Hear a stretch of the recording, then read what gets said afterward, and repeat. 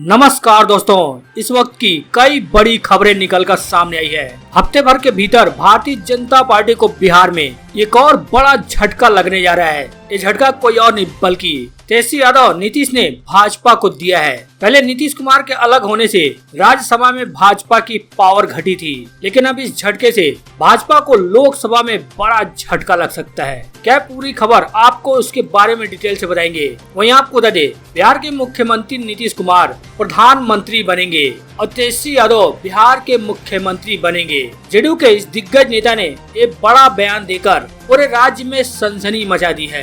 किस दिग्गज नेता ने इतना बड़ा बयान दे दिया है, उनका आपको बयान भी बताएंगे।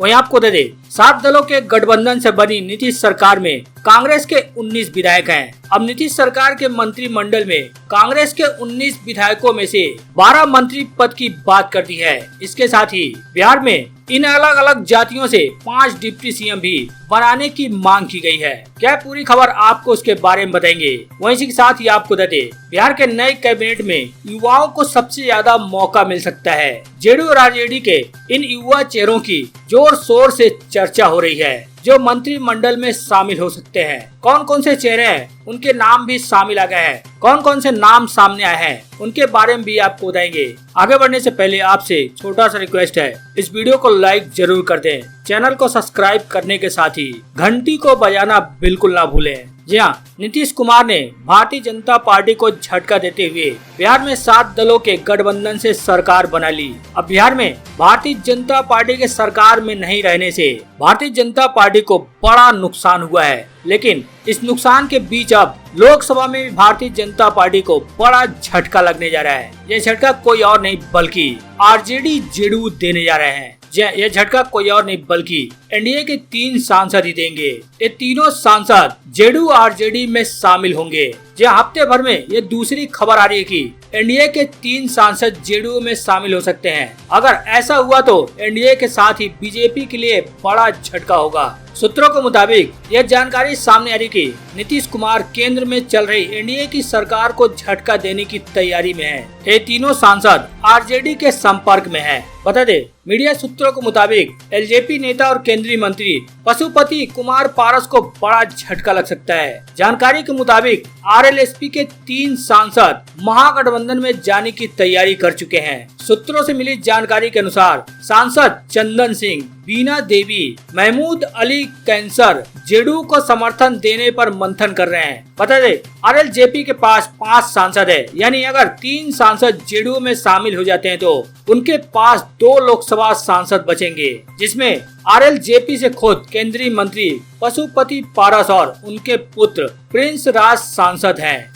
ऐसे में अगर एनडीए से टूट कर ये तीनों सांसद जेडीयू आरजेडी में शामिल होते हैं तो भारतीय जनता पार्टी का लोकसभा में जनाधार कम होगा, या यूं कहें कि लोकसभा में भारतीय जनता पार्टी कमजोर हो जाएगी और विपक्ष एक तरह से मजबूत हो जाएगा। बता दें, 2019 में लोक जनशक्ति पार्टी के 6 सांसद चुनाव जीते थे, लेकिन पिछले साल लोक जनशक्ति पार्टी में टूट के बाद चिराग और पारस में अनबन हो गई थी, जिसके बाद ये दोनों गुट अलग अलग बट गए थे।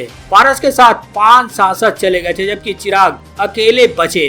लेकिन अब खबर है कि जमुई से सांसद चिराग, हाजीपुर से पारस और समस्तीपुर से प्रिंस, जो कि एक ही परिवार के हैं, इनको छोड़ के सभी 3 सांसद एनडीए छोड़कर जेडीयू के साथ जा सकते हैं। बहरहाल आगे बढ़ते हुए आपको बता दें, नीतीश कुमार के नए कैबिनेट में यानी नए कैबिनेट के गठन में पेच फंस सकता है। जी हाँ, कांग्रेस ने 19 में से 12 विधायकों के मंत्री बनने की मांग की है। इसके साथ ही कांग्रेस ने 5 डिप्टी सीएम बनाने की भी मांग कर दी है। जी हाँ, कांग्रेस नेता एवं पूर्व प्रदेश अध्यक्ष अनिल शर्मा ने 5 डिप्टी सीएम बिहार में बनाने की मांग की है। उन्होंने कहा कि बिहार में जाति और धर्म समाज की सच्चाई है। ऐसे में पिछड़ा, अति पिछड़ा, अनुसूचित जाति, मुस्लिम और सवर्ण से एक उप मुख्यमंत्री बनाया जाना चाहिए। अनिल शर्मा ने आंध्र प्रदेश का उदाहरण देते हुए कहा कि वहाँ 5 उप मुख्यमंत्री काम कर रहे हैं। इसके पहले एक कांग्रेस विधायक ने अपने एकमात्र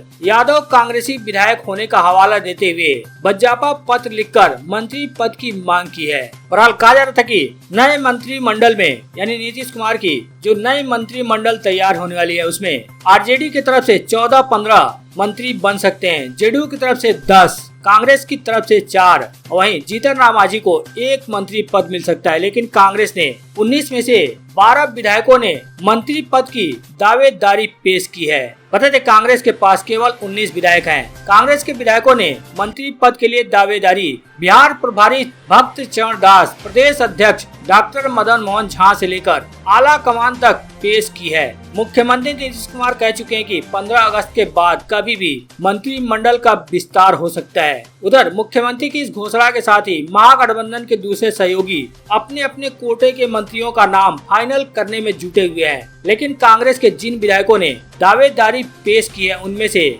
यानी 19 में से 12 विधायक शामिल हैं। इसके अलावा 2 विधान पार्षद भी मंत्री पद की दौड़ में शामिल हो गए हैं। ऐसे में एक साथ लगभग 1 दर्जन दावेदारों के खड़ा होने से पार्टी में असमंजस की स्थिति बन गई है। तेजस्वी यादव से मिलने के बाद कांग्रेस बिहार प्रभारी भक्त चरण दास ने लालू यादव से भी मुलाकात की है। बहरहाल बिहार के नए कैबिनेट में बताया है कि युवाओं की भागीदारी बढ़ेगी, जिसमें जेडीयू आरजेडी के कुछ नए चेहरों की चर्चा हो रही है। बता दें कुल मिलाकर बिहार में 35 मंत्री बनाए जाएंगे। जो अभी नाम सामने आए उसमें जेडीयू कोटे से जयंत राज, नीरज कुमार, शीला मंडल सहित निर्दलीय सुमित कुमार सिंह के नाम तय हो सकते हैं। वहीं राजद कोटे से तेज प्रताप यादव, अनीता देवी और रणविजय साहू के मंत्रिमंडल में शामिल होने की संभावना है। वहीं जेडीयू अपने पुराने मंत्रियों को फिर से मौका देने के पक्ष में दिखाई दे रही है। हालांकि युवाओं को भी शामिल करने की काफी होड़ मची हुई है। सूत्रों के मुताबिक नए चेहरों को तलाशने और फिर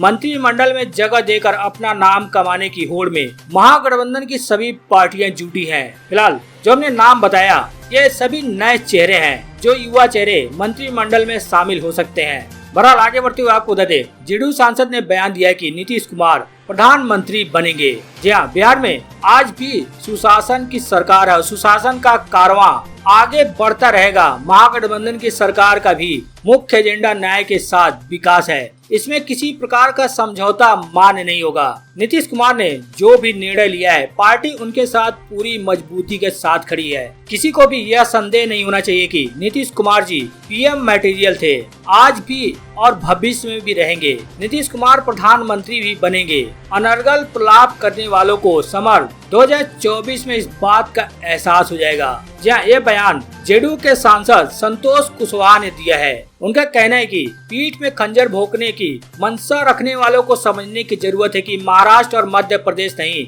यह बिहार है। हम तोड़ फोड़ की राजनीति में यकीन नहीं रखते हैं, लेकिन चाणक्य नीति हमारी विकास रही है। नीतीश जी ने राष्ट्र और राज्य के हित में निर्णय लिया है जो पूरी तरह समसामयिक है। बहरहाल सबसे बड़ी चुनौती संविधान और देश बचाने की है। वहीं आपको बता दें एक बार फिर लालू यादव बिहार की राजनीति में दिल्ली बैठे बैठे एक्टिव हो गए हैं। जहां तेजस्वी की पसंद की टीम बनाने में लालू यादव पूरी तरह से जुट गए हैं, जिससे बीजेपी को किस तरह से झटका दिया जा सके। बता दें राजद प्रमुख लालू प्रसाद यादव को तेजस्वी यादव की पसंद की टीम बनाने के लिए नई और पुरानी पीढ़ियों में सामंजस्य बिठाने, संतुलन बनाना है। लालू के माय समीकरण यानी मुस्लिम यादव समीकरण के साथ तेजस्वी के A to Z यानी सभी जातियों का प्रतिनिधित्व के नारे का भी ख्याल करना है। पिछले विधानसभा चुनाव में राजद को सबसे ज्यादा सीटें मगध एवं पटना मंडल में मिली थी। राजद कोटे के मंत्रियों में उनका ध्यान रखना होगा एवं सीमांचल के गढ़ को भी बचाना है। एक साथ कई गुत्थियां, अड़चनों और उलझनों पर राजद का शीर्ष नेतृत्व मंथन कर रहा है। लालू तेजस्वी की पहली प्राथमिकता अपने वोट बैंक को बनाए रखकर भाजपा के आधार वोट में सेंधमारी करने की है। राजद के वोट बैंक पर दशक भर से भाजपा की नजर बनी हुई है। कई बार सेंध लगाने की कोशिश भी की गई। आगे भी इनकार नहीं किया जा सकता है कि राजद के वोट बैंक में सेंधमारी भाजपा नहीं करेगी। इसलिए तेजस्वी अपने इस वोट बैंक को सबसे ज्यादा प्रतिनिधित्व देंगे। इस वक्त से भाई वीरेंद्र, ललित यादव और प्रोफेसर चंद्रशेखर समेत कई नेता लाइन में खड़े हैं। हालांकि तेजस्वी के करीबी विधायक भाई वीरेंद्र सिंह की अपनी पहचान है और ललित यादव दरभंगा ग्रामीण से लगातार जीतकर संभावनाओं में बने हुए हैं। सारण के रामानुज प्रसाद भी 4 बार से लगातार जीत कर आगे चल रहे हैं। तेज प्रताप यादव की दावेदारी में तो कोई किंतु परंतु लेकिन है ही नहीं। उन्हें तो राज्य का स्वास्थ्य मंत्री बनाया जाना लगभग तय हो चुका है। वहीं राजद में 12 मुस्लिम विधायक भी हैं। ऐसे में उनका भी ध्यान रखना तेजस्वी के लिए बहुत बड़ी जिम्मेदारी है और बहुत बड़ी चुनौती भी है। ऐसे में माय समीकरण बिठाने में लालू यादव पूरी तरह से जुटे हुए हैं कि किस तरह से विधानसभा में तेजस्वी यादव की पसंद की टीम बनाई जाए, जिससे बीजेपी को भी झटका दिया जा सके। बहरहाल नीतीश कुमार ने बड़ा खुलासा किया है। वो कैसे भारतीय जनता पार्टी से अलग हुए, क्यों अलग हुए, इन सब कारणों पर खुलकर अपनी बात रखी है। बीजेपी से गठबंधन तोड़ने के बाद आज नीतीश कुमार ने खुलकर बोला है। उन्होंने दावा किया कि उन्होंने लोकसभा चुनाव 2019 के बाद केंद्रीय मंत्रिमंडल में 4 मंत्री पद मांगे थे, जिसे बीजेपी ने ठुकरा दिया था। बता दें, नीतीश कुमार ने पटना में पत्रकारों से बातचीत करते हुए कहा कि मैंने 2019 के लोकसभा चुनाव के बाद 4 सीटों की मांग की थी। उनका कहना है कि मैंने कहा था कि बिहार में उनके यानी बीजेपी के पास 17 सीटें थी, जबकि हमें 16 सीटें मिली थी। वे राज्य से 5 मंत्रियों को शामिल कर रहे थे। किसी और फार्मूले से पूरे राज्य में पूरा संकेत जाता।